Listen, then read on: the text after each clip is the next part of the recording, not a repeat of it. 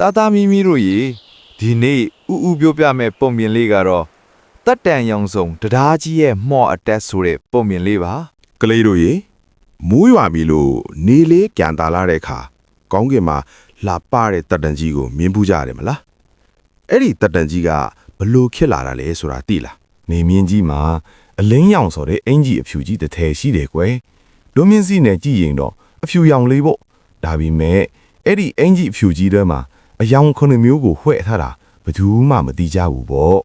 မိုးရွာပြီးတဲ့အခါလေထဲမှာရေစက်ကလေးတွေအများကြီးကျန်ခဲ့တာပေါ့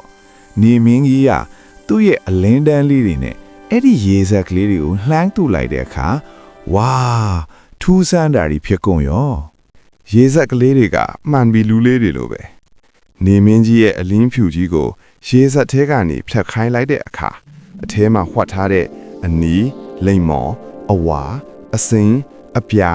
အညိုရင့်ပြနဲ့ခရမ်းဆိုတဲ့အယောင်ခုနှစ်မျိုးကလုံကြီးတန်းကြီးလိုတန်းစီပြီးထွက်လာကြတော့တာပေါ့အဲ့ဒီရောင်လေးတွေအားလုံးကကောင်းကင်မှာတပြိုင်တည်းတန်းစီလိုက်ကြတော့